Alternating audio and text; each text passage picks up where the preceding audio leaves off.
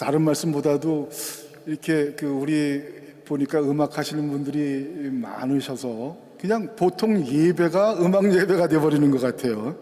특별히 준비하지 않아도 참 찬양이 은혜롭고 감사하고. 그런데 또 한 가지, 또 저도 사실 쭈리에서 비슷한 음악 하시는 분들이 많은 그런 목회를 했었기 때문에 이런 교회의 사정을 좀 안다고 말씀드릴 수 있을 것 같은데, 이 음악 하시는 분들이 미식가들이 많고 대식가들이 많아요.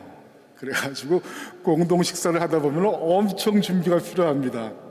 그걸 다 뒷감당하시는 우리 집사님들 참 수고가 많으시겠다 하는 그런 생각도 해봤습니다.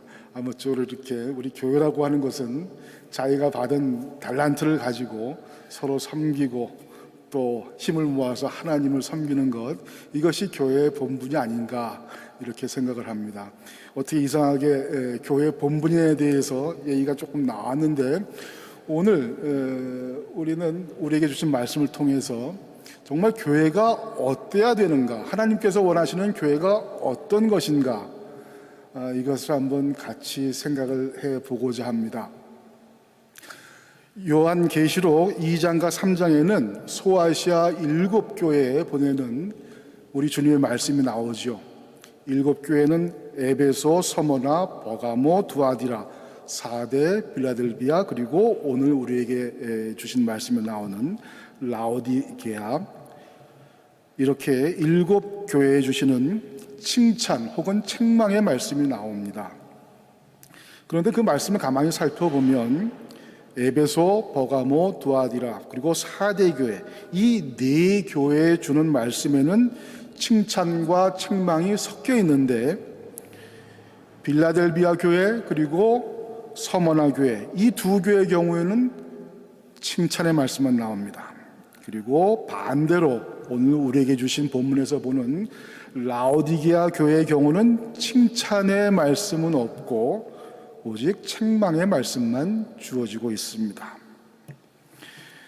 시간이 된다면 7교회 모두 그 형편이 어떠했는지 그 교회들에게 주신 말씀을 한번 우리가 같이 살펴보면 좋겠지만, 그럴 수는 없겠고, 오늘과 그리고 3월 첫째 주죠. 제가 맡은 설교가 3월 첫째 주로 알고 있는데, 이 두 번의 기회를 통해서 라오디게아 교회와 그리고 서머나 혹은 빌라델비아 교회가 왜 그런 책망을 받고 칭찬을 받고 있는지, 이런 것들을 한번 살펴봄으로써 정말 우리가 어떤 교회가 되어야지만 주님께서 기뻐하는, 주님께서 칭찬하실 수 있는 그런 교회가 될 수 있는 것인지 한번 여러분들과 함께 알아보고 싶습니다.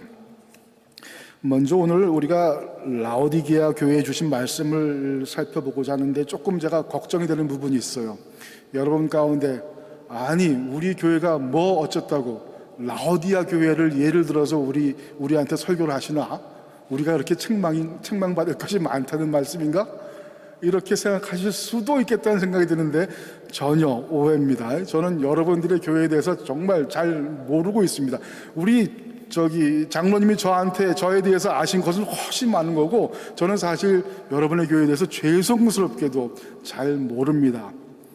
여러분의 교회가 어떤 형편이 있는지, 문제가 무엇인지 그거 알고 이런 말씀을 드리는 것이 아니라, 단지 우리에게 주신 말씀이 그거기 때문에 일반적인 말씀, 통상적으로 드릴 수 있는 말씀, 그 말씀을 드리고자 하는 것이고, 또 사실 또 우리 교회가 이렇게 역사가 깊어지다 보면은 이런저런 일이 있기 마련입니다.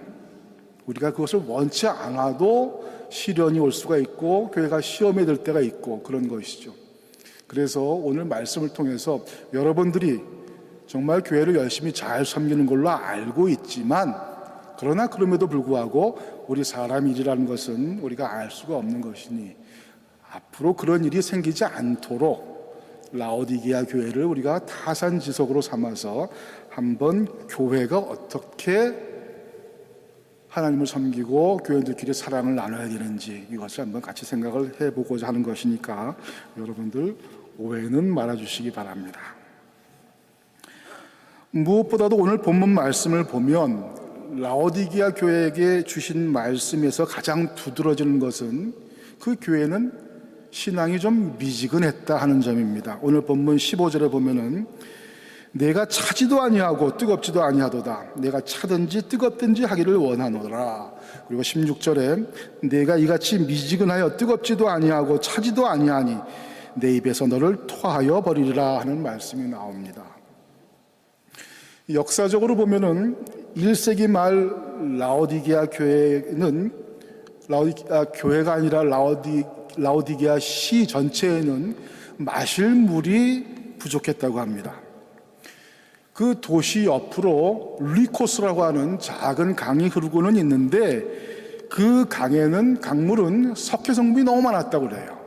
우리 독일에 사는 사람들 여러분들 그 형편을 잘 이해하시리라 믿는데, 그래서 그 강이 흐르고 있지만 강물을 직접 마실 수는 없었고, 그래서 시 외곽에 북쪽과 남쪽에 각각 샘을 뚫어서 그 샘에서 나오는 물을 소위 아쿠아둑트, 수도를 통해서 이제 끌어다가 그 물을 마셨다고 하는 것이죠. 그런데 북쪽에 있는 샘에서 나오는 물은 온도가 제법 높은 소위 온천수였고, 남쪽에서 나오는 물은 아주 시원한 냉수였다고 합니다. 그런데 이렇게 샘에서 아쿠아둑트를 통해서 수로를 통해서 물을 끌어오다 보니까 시간이 많이 걸리죠. 그러다 보니까 뜨뜻했던 물은 시간이 지나면서 미지근하게 식게 되고, 또 반대로 아주 시원했던 물은 이제 햇빛을 받아서 점점 뜨거워지고 미지근해졌다 하는 것입니다. 구별이 안 되는 거예요. 이게 원래 뜨거웠던 물인지 차가웠던 물인지. 예수님께서 오늘 라오디게아 교회에 하신 말씀을 통해서 우리가 미루어 보자면, 이렇게 라오디게아 교회의 신앙 상태는 미지근한 상태, 이것이 뜨거워야 될 때 뜨겁고 차가워야 될 때 차가워야 되는데 그렇지 못한 중탕이 되어버린 그런 상태였다. 교인들 한 사람 한 사람 훌륭한 신자라고 얘기하기에는 좀 그렇다고 저 사람은 신자가 아니야 라고 취급하기도 좀 그런 애매모호한 그런 상태였다. 신앙인은 분명히 이 세상 사람들과는 구별된 삶을 살아야 됩니다. 우리는 그건 분명한 거예요. 우리가 거룩한 성도의 삶이다, 거룩하다는 그 말의 디바인, 영어로 하자면은 뭐 그런 표현이 있는데, 그것은 결국 디바이드라고 하는 갈라졌다고 하는 그런 가른다고 하는 동사에서 나온 말이거든요. 뭔가 갈라져야 돼요. 달라야 돼요. 세상 사람들과. 그러나 안타깝게도 라오디게아 교회의 교인들의 삶은 세상과 구별된 삶이 아니라 그저 물에 술 탄 듯 술에 물 탄 듯, 세상도 좋고 교회도 좋고 세상과 교회의 양다리를 걸치고 세상과 적당히 타협하면서 살아가는 그러한 애매모호한 상태였다 하는 것입니다. 그래서 예수님은 오늘 이 라오디게아 교회의 문제점을 먼저 미지근한 것, 신앙이, 그것을 지적하고 계신 것이다 하는 말씀입니다. 두 번째로 라오디게아 교회의 문제점, 그것은 자기 만족, 자기 도취의 신앙, 조금 더 부정적으로 표현하자면은 교만한 신앙을 갖고 있었다, 이렇게 우리가 해석을 할 수 있겠습니다. 17절 이하의 말씀을 보면 내가 말하기를 나는 부자라 부요하여 부족한 것이 없다 하나 네 곤고한 것과 가련한 것과 가난한 것과 눈먼 것과 벌거벗은 것을 알지 못하도다. 예수님께서 이렇게 말씀하고 계십니다. 당시 라오디게아는, 그 시는 소아시아의 교통의 요지에 자리를 잡고 있었다고 합니다. 그래서 자연스럽게 상업이 발달했고 또 금세공업이 발달을 했고 또 모직공업이 발달했기 때문에 소아시아에 있는 여러 도시 가운데 가장 부요한 도시의 하나였다, 이렇게 전해집니다. 그러나 이러한 도시의 물질적 풍요는 안타깝게도 교회 교인들의 영적인 눈을 가려버린 것 같습니다. 우리가 일반적으로 말했을 때 이 재물이라고 하는 것, 물질적인 풍요라고 하는 것, 그것을 가지고 우리가 재물을 가지고 하나님을 참 열심히 잘 섬기고 또 이웃들에게 하나님의 사랑을 나누어주면 그것은 참 선한 도구가 되죠. 그러나 그렇지 못하고 그저 그것을 가지고 내 자신의 영화만을 추구하게 될 때 그것은 우리를 해하는 불행의 근원이 될 수 있다고 하는 것. 이거 오늘 우리가 한국 드라마 보면 맨 그런 얘기 아닙니까? 재산 갖고 싸우고 서로 형제 자매들끼리 싸우고 부부가 갈라지고 이런 것들.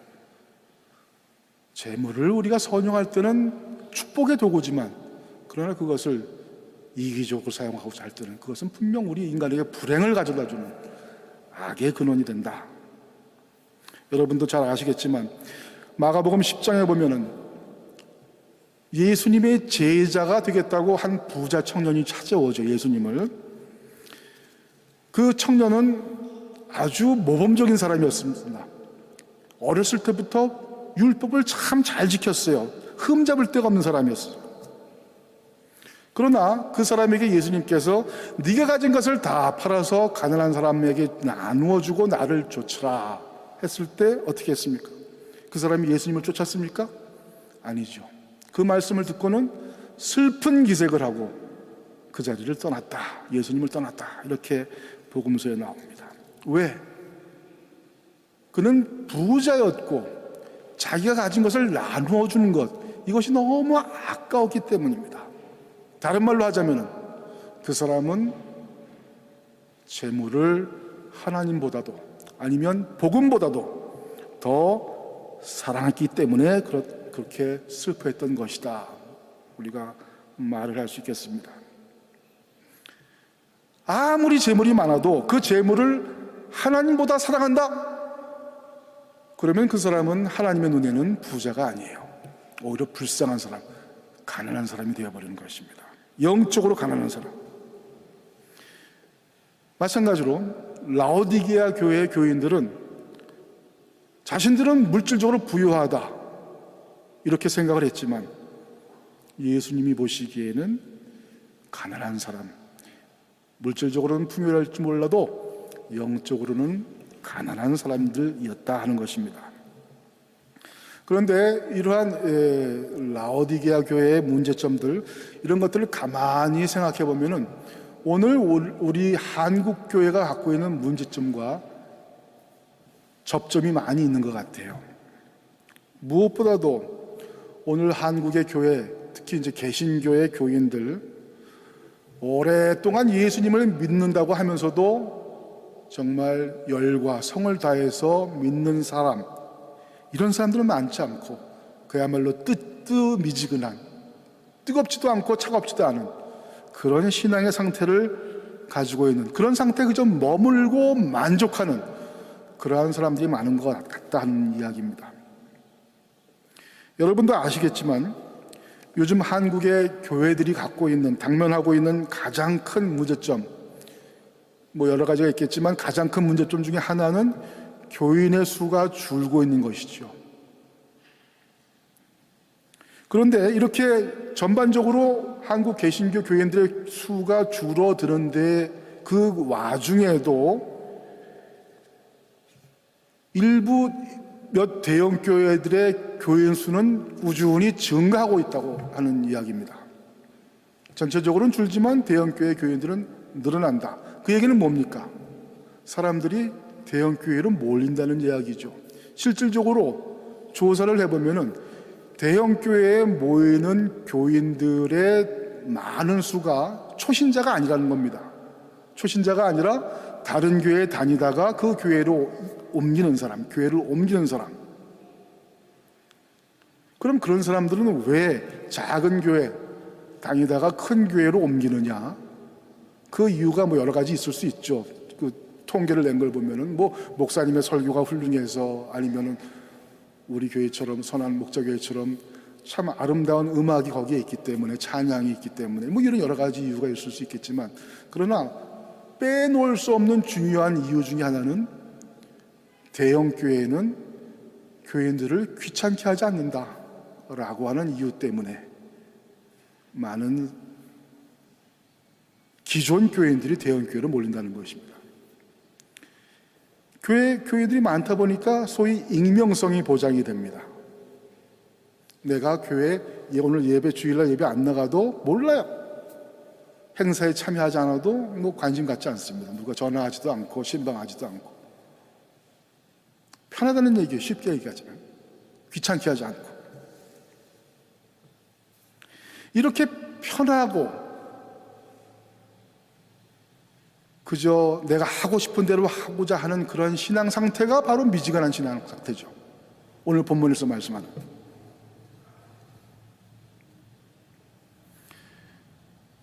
아까 우리 박 집사님이 기도하셨을 때 그런 얘기가 나왔지만 신앙이라는 것은 정말 우리가 온 몸을 던져서 진리를 추구해야 되는 것이고 이것이 영생의 문제이기 때문에 정말 내 생명을 걸고 도전해보고 씨름해야 되는 그런 문제인데 귀찮아. 오늘 좀 쉬고 싶어. 이런 아주 하찮은 일들 때문에 신앙이 미지근해지고 있다. 한국교회.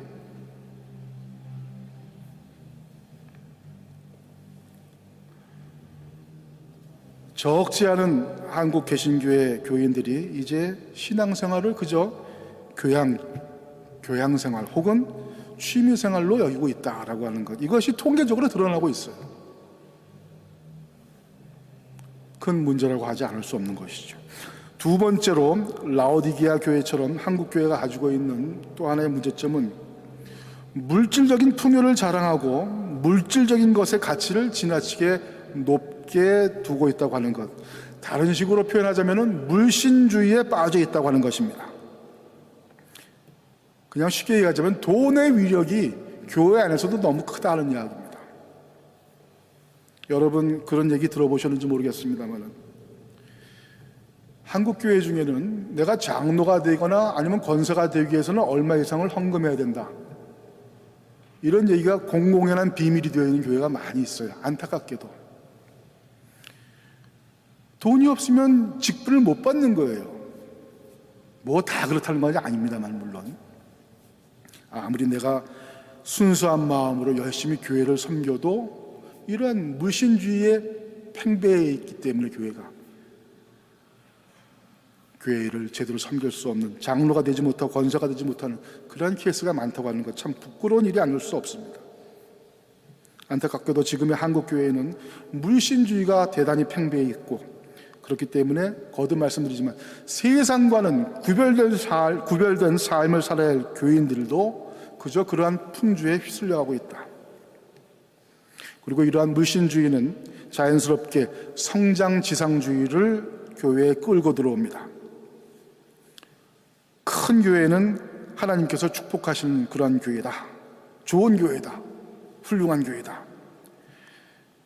이런 것은 사실 지극히 자본주의적인 그러한 사고라고 할 수 있죠. 그러나 그런 사고가 목회자나 일반 교인들에게 팽배해 있습니다. 그러다 보니 어떻게 해서든지 교회를 크게 규모를 확장하려고 하죠. 심지어 건축을 할 때도 교회는 크게 짓기만 하면 하나님께서 다 채워주신다.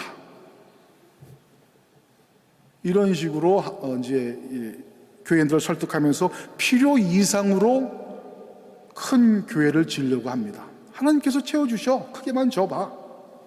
그러나 이렇게 무리해서 적정한 규모의 교회를 짓는 것은 문제가 안 되는데 무조건 큰 교회를 지으려고 애쓰다 보니까 재정적으로 뒷받침이 안 된 상황에서 은행 돈을 끌어 쓰여야 되고 은행의 이자를 갚고 원금을 갚아야 되니까 교인들한테 자꾸 헌금을 강조하게 되고 또 교인들은 이것에 부담을 느끼고 교회를 안 나오게 되고 또 이러한 교회 건축 때문에 결국 교인들과 교회 지도자 간의 다툼, 목사와 장로 간의 다툼이 있고 갈등이 있고 결국 교회는 번듯하게스럽게 잘 지었는데 결국 그 교회를 닫아버려야 되는 혹은 심지어 팔아버려야 하는 그런 상황도 왕왕 있다는 것이죠. 거듭 말씀드리지만 교회도 재물이 필요해요. 돈이 필요해요. 돈, 재물 그 자체는 선도 아니고 악도 아니지요. 거듭 말씀드리지만 그것을 가지고 우리가 하나님을 정말 잘 섬기고 이웃들에게 사랑을 베푼다면 그것은 선한 것이 되지만, 그러나 하나님도 무시하고 이웃도 무시하고 그저 내 자신만을 위해서 쓰고자 한다면 그것은 나를 지배하는 물신이 되어버린다, 만몬이 되어버린다는 것입니다.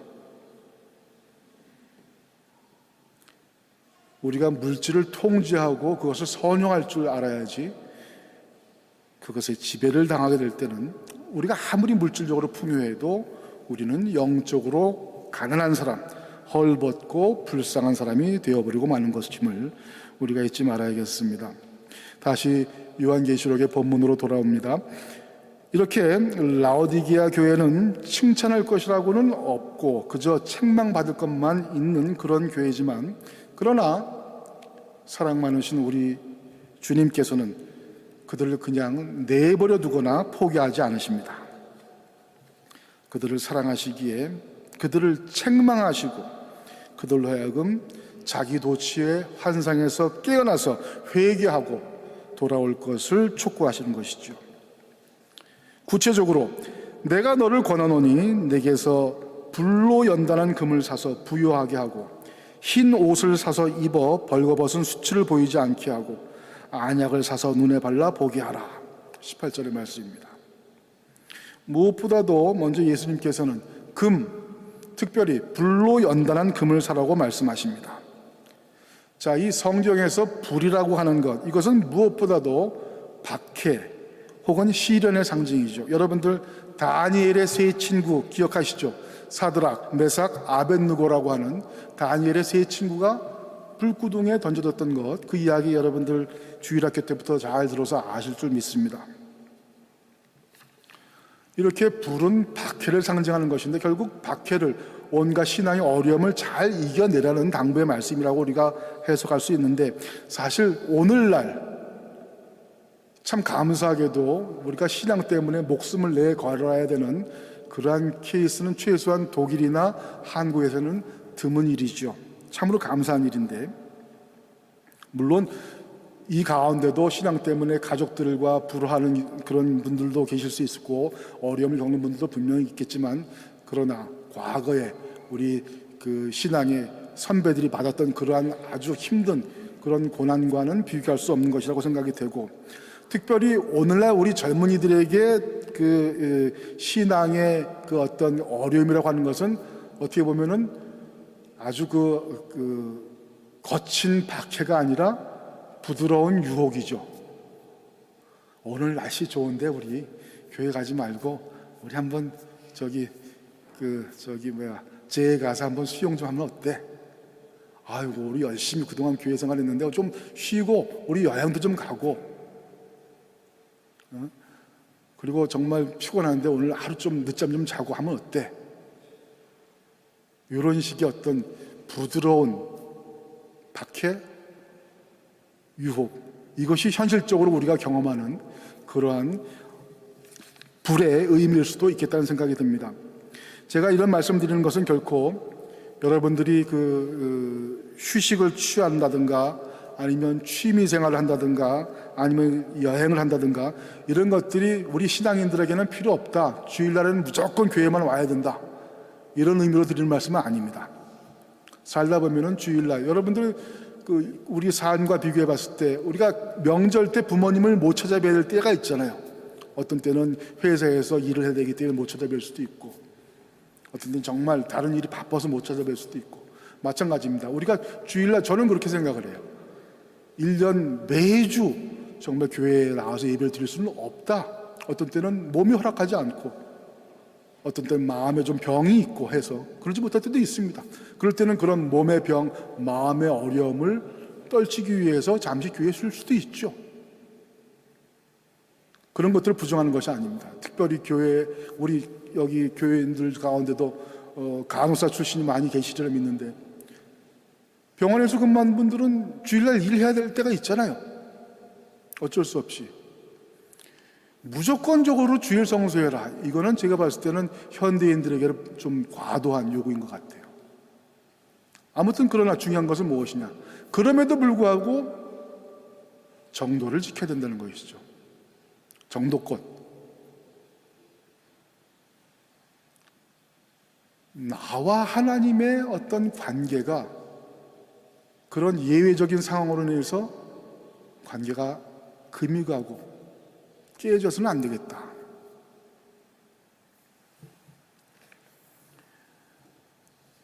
그런 예외적인 날들이 너무 잦아서, 교회에 빠지는 날들이 낮아서 하나님과, 아버지 하나님과 자녀인 우리들의 관계가 소원해지거나 또 건강한 신앙인으로서 해야 될 일을 못하거나 의무를 못하거나 이래서는 안 되겠다.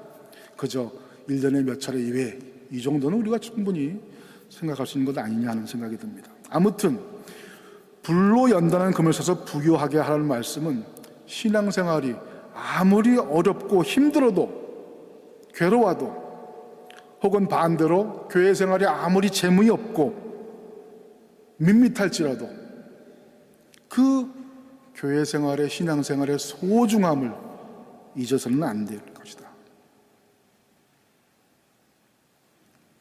유혹을 물리치고 또 시련을 물리치고 하나님께서 우리에게 허락하신 그 소중한, 금과 같이 소중한, 순금과 같이 소중한 그 믿음을 굳게 지켜야 한다 하는 말씀으로 우리가 해석할 수 있겠습니다.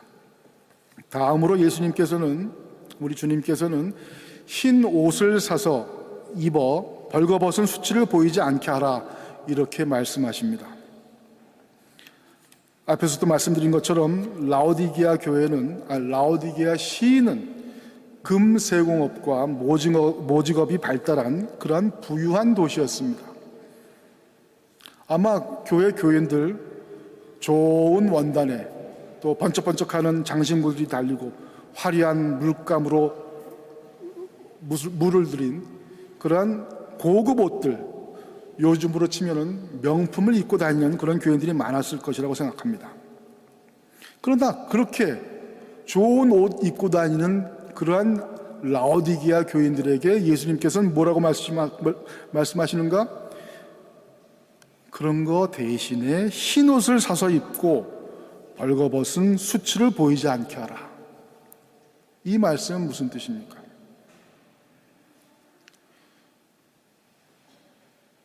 우리가 교회 생활을 할 때, 신앙 생활을 할 때 중요한 것이 정말 따로 있다라는 말씀이죠. 많은 사람들은 입는 것이 중요하다, 치장하는 것이 중요하다, 혹은 그런 것들을 가능하게 하는 재물이 중요하다, 혹은 교회에서의 어떤 사회적인 위치나 신분 이런 것들이 중요하다, 이렇게 생각하는 사람들이 많은데 예수님이 보시기엔 그것이 아니다라는 이야기죠. 여러분들이 얼마큼 좋은 옷을 입고 다니는 사람들인가? 얼마큼 잘 먹고 사는 사람들인가? 얼마큼 학력이 높고 얼마큼 높은 지위에 있는 사람들인가? 예수님이 보시기엔 그것이 전혀 중요하지 않다는 이야기입니다. 그런 것들은 다 쓸데없는 것들이고 정말 중요한 것은 하나님이 원하시는 그 흰 옷, 그것을 갖춰야 된다는 이야기죠. 여러분들 안델센 동화에 보면은 벌거벗은 임금님이라고 하는 그런 동화가 있죠. 길게 그 동화에 대해서 말씀 안 드리겠습니다만은 사기꾼 재단사에게 속아서 자신이 벌거벗음에도 불구하고 세상에서 제일 아름다운 옷을 입은 양 의시되다가 순진한 어린이들이 조롱하는 것을 이제 당하게 되는 그런 어리석은 임금님의 이야기, 여러분 잘 아시리라 믿습니다. 아무리 좋은 옷을 입어도 하나님이 보시기에는 헐벗었다, 벗었다는 이야기입니다. 그렇게 가식적이고 허황된 것을 추구하는 것은 아무 의미가 없다. 그것은 그저 자기 도취, 자기 기만에 불과한 것이다. 하나님이 보시기에는 벌거벗었음에도 불구하고 스스로 화려한 옷을 입었다고, 하나님 앞에 떳떳이 나설 수 있겠다고 생각하는 사람들은 저 임금님처럼 모든 것을 꿰뚫어 보시는 하나님 앞에서는 수치를 당하게 된다는 것입니다. 우리에게 필요한 것은 화려한 의상도, 그것을 가능케 하게 하는 재물도, 신분, 높은 지위도 아니고 그저 하나님께서 마련하신 흰 옷을 입는 것이다. 그럼 흰 옷이란 무엇이냐? 여러분들 흰 옷의 흰색은 무엇을 뜻합니까? 그냥 쉽게 얘기했을 때 순결함이죠. 순결함. 흰색은 물론 서양에서 그 신부들이 결혼식 때 흰 드레스를 입는 것은 뭐 순결을 의미하는 것이 아니라 풍요를 의미한다, 뭐 이런 얘기도 저도 들은 것 같습니다만, 아무튼 성서에서는 흰색 혹은 흰 옷을 입는다고 하는 것은 하나님께서 예비하신 구원의 조건을 갖춘다는 것입니다. 그것은 무엇이냐? 우리 인간이 지은 죄 때문에 하나님 앞에 나설 수가 없습니다. 그러나 하나님께서 우리 죄인들을 위해서 당신의 독생자를 십자가에 희생하셨고, 그 십자가 보혈의 공로로 우리가 이제 죄의 사함을 받았기 때문에 우리는 다 흰 옷을 입은 사람이 되는 것입니다. 하나님 앞에 나아가는 것은 거듭 말씀드리지만 우리의 세상적인 재물이라든가 지위, 학벌 이런 것들이 아니라 그저 십자가의 공로를 감사함으로 받아들이고 하나님 앞에 그 은혜를 잊지 않고 하나님의 뜻에 순종하면서 살아가는 것, 그것이 바로 예수님께서 요구하시는 흰 옷을 우리가 입는 것이다. 뭐 여러분들이 잘 아실 것처럼 우리 기독교는 자력 구원의 종교가 아니죠. 타력 구원입니다. 하나님께서 우리를 구원해 주시는 거예요. 내가 잘해서가 아니에요. 그런데 교회 생활을 하다 보면은 우리가 그 생각을 자꾸 잊어버리는 경우가 많아요. 우리가 구원을 받은 것은 하나님의 은혜인데도 불구하고 마치 내가 헌금을 많이 해서, 내가 교회를 열심히 봉사해서 하나님께서 나를 사랑해 주시는 거다, 그 대가로 내가 구원을 받는다, 이거는 매우 잘못된 생각이다 하는 이야기입니다. 우리는 하나님께 전적으로 의존하는 존재입니다. 하나님의 은혜, 내 자신의 공덕 이런 것들은 설 자리가 없어요. 교회에서는. 그렇기 때문에 우리는 하나님께 늘 감사하는 마음, 우리에게 흰 옷을 마련해 주신 하나님께 감사하는 마음으로 교회를 섬겨야겠다는 것이죠.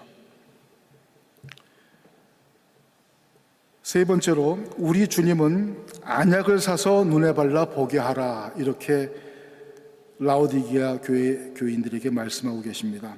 안약을 사서 눈에 발라 보게 하라. 당시 라오디게아 시에는 유명한 의술 학교가 있었고, 그 의술 학교에서 만든 안약은 로마 제국 전체에서 아주 좋은 평판을 받았다고 합니다. 안약을 사서 눈에 발라 보게 하라, 이 말씀은 결국 무슨 뜻이냐? 소위 말하는 영의 눈을 갖춰야 된다는 이야기죠. 여러분, 우리는 우리 육신의 눈에 보이는 것이 전부인 것으로 생각하며 살기 쉽습니다. 그러나 육신의 눈에 보이는 것은 다가 아니죠. 오히려 어린 왕자에 나오는 말처럼 정말로 중요한 것은 우리 눈에 보이지 않습니다. 그렇기 때문에 우리에게는 영의 눈이 필요합니다. 우리 육신의 눈으로는 볼 수 있는 것이 많을 뿐만이 아니라 또 착시라고 하나요? 실질과 다르게 보는 경우가 또 많습니다. 그렇기 때문에 문제가 되는 거죠. 우리가 교회에서 너무 육신의 눈으로만 모든 것을 평가하려고 할 때는 그것은 잘못되는 것입니다.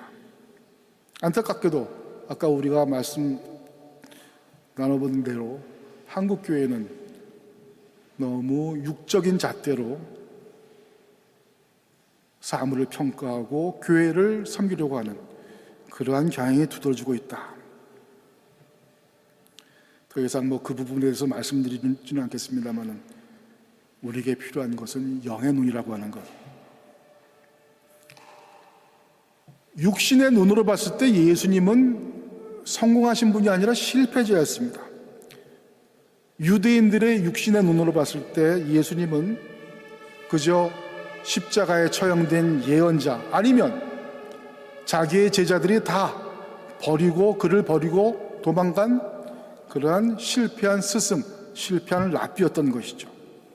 십자가에서 그렇게 참담하게 돌아가셨기 때문에 그 당시 로마로부터 자기들을 해방시켜주고 다윗의 왕국을 다시 건설해 주리라고, 그러한 역할을 해주리라고 믿었던 메시아로서의 이미지와는 예수님과는 전혀 딴판이었던 것이죠. 그렇기 때문에 유대인들은 예수님을 메시아로 받아들이지 못했던 것입니다. 그러나 그것은 영의 눈이 아니라 육의 눈으로 봤기 때문에 그런 것이죠.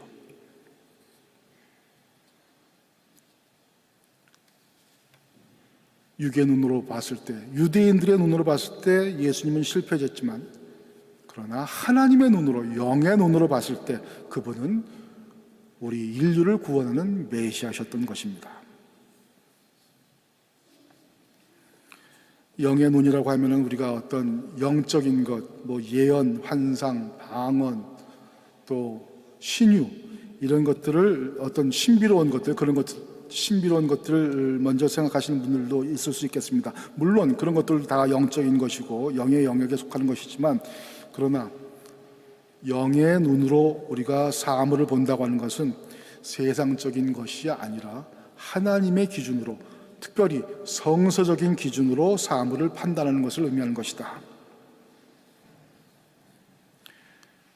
육신의 눈으로 볼 때 라오디게아의 교인들은 부유하고 부족한 사람들이 없는 것 같았지만, 그러나 하나님의 눈, 영적인 눈으로 볼 때 그들은 곤고하고 가련하고 가난하고 헐벗은 사람들이었다고 하는 것. 그 라오디게아 교회의 교인들처럼 우리가 신앙생활을 하면서 모든 것을 육적으로 평가해서는 안 되겠다. 육의 눈이 아니라, 육신의 눈이 아니라 영적인 눈으로 교회 생활을 한 사람들이 되겠다 하는 것을 기억해야 될 것 같습니다.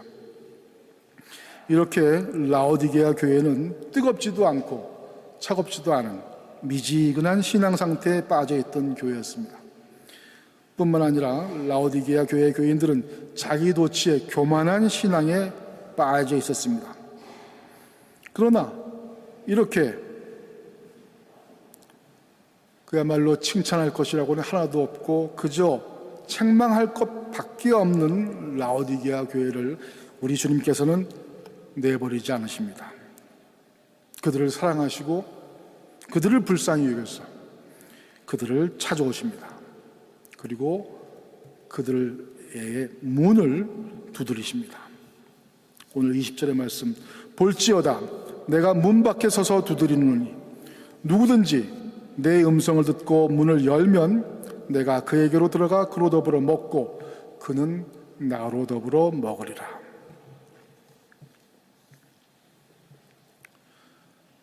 거듭 말씀드리지만 저 정말 그야말로 칭찬할 것이라고는 하나도 없고 오직 책망할 것밖에 없는 그런 구제불능의 상태인 라오디게아 교회를 예수님께서는 내쳐버리지 않으시고 어떻게 해서든들 그 교회를 바른 길로 이끌려고 하시는 것이죠. 그래서 그 교회를 책망하시는 것입니다. 여러분, 우리 옛말에 도선자 시오적이요 도악자 시오사라는 말이 있습니다. 이게 한문으로 우리가 표현을 할 수 있으면 쉽게 이해가 될 텐데 그저 제가 그냥 여러분들께 이 말을 설명을 드리면, 도선자, 나를 가리켜서 선하다, 착하다, 잘한다 하는 사람, 그 사람은 시오적이라, 즉 나를 이용해서 자기의 이익을 취하려고 하는 도적이고, 도악자, 즉 나의 잘못된 점을 아주 엄하게 꾸짖는 사람, 나를 악하다고 하는 사람, 그 사람이야말로 시오사, 나의 진정한 스승이다 하는 말씀입니다. 우리의 스승이신 예수님께서는 분명하게 말씀하십니다. 나는 내가 사랑하는 사람을 책망하고 징계도 한다. 그러므로 너는 열심을 내고 회개하여라. 우리가 신앙생활을 하다 보면은 좀 신앙일에서 멀어질 때가 분명히 있어요. 그러나 여러분들 그럴 때 잊지 말아야 될 것. 내가 잘못된 길을 가더라도 하나님께서는 그것 때문에 나를 버리시지 않고 나를 사랑하시기 때문에 나를 책망하시고 나를 다시 바른 자리로 어떻게 해서든 이끌어 주시려고 애쓰신다고 하는 것. 그것을 여러분들 잊으면 안 됩니다. 우리가 새로운 한 해 2023년을 맞은 것이 엊그제 같은데 벌써 한 달이 지났습니다. 새로운 해가 되면 여러분들 올해는 내가 이렇게 좀 해봐야지, 교회 생활, 신앙 생활 더 열심히 해야지, 이렇게 해봐야지, 이런 계획들을 한번 지금 다 세워보시리라 믿습니다. 그러나 시간이 지나면 어떻습니까? 그런 새로운 계획 혹은 새로운 각오는 무뎌지죠. 다시 옛날 사람으로 돌아가기가 쉽상입니다. 여러분들 안 그러신 분들이 더 많기를 바랍니다만은 많은 경우 그렇게 되는 것이 우리 인간의 한계인 것 같습니다. 그러나 거듭 말씀드리지만 우리가 아무리 우리의 신앙을 게을리하고 신앙에서 멀어지고 할지라도 예수님께서는 우리를 포기하지 않으신다. 우리를 찾아오시고 우리의 마음의 문을 두들겨 주시고 우리가 우리의 마음의 문을 그분을 향하여 활짝 열기를 기다려 주신다고 하는 것, 그것을 꼭 기억하시기 바랍니다. 예수님께서는 우리가 정말 뜨거운 믿음으로 뜨거운 신앙생활을 하기를 원하십니다. 그저 이래도 좋고 저래도 좋고 세상과 교회에 양다리를 걸치고 미지근한 모습으로 살아가는 것이 아니라 정녕 뜨거운 신앙이 되기를 원하시죠. 그러나 그렇지 못할 때라도 그분은 우리를 사랑해 주시는 분이라고 하는 것, 그것을 꼭 기억합시다. 예수님께서는 누구든지 내 음성을 듣고 문을 열면 나는 그에게로 들어가서 그와 함께 먹고 그는 나와 함께 먹을 것이다. 우리가 그분을 향해서 우리의 문을, 마음의 문을 열고 그분을 영접하면 우리에게는 그분과 함께 풍요로운 삶을 누릴 수 있는 기회가 주어진다는 것, 이것을 오늘 우리는 약속의 말씀으로 받고 있는 것입니다. 여러분,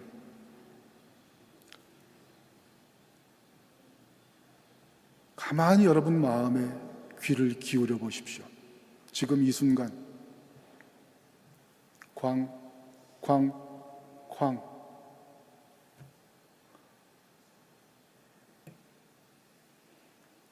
우리 주님께서 여러분의 마음의 문을 두드리는 그런 소리가 들리는 분이 계시다면 아무쪼록 여러분의 문을, 마음의 문을 그분을 향해 활짝 여시기를 바랍니다. 우리의 미지근함, 우리의 위선과 자기 도취에도 불구하고 우리를 사랑해 주시고 우리를 찾아주시고 우리를 바른 길로 인도해 주시는 우리 주님의 사랑이 늘 여러분과 함께 하셔서 주님과의 보다 더 깊은 교제, 그리고 그분께서 우리에게 허락하시는 더 풍성한 그러한 삶을 경험하는 2023년 한 해가 되시기를 주님의 이름으로 축원합니다.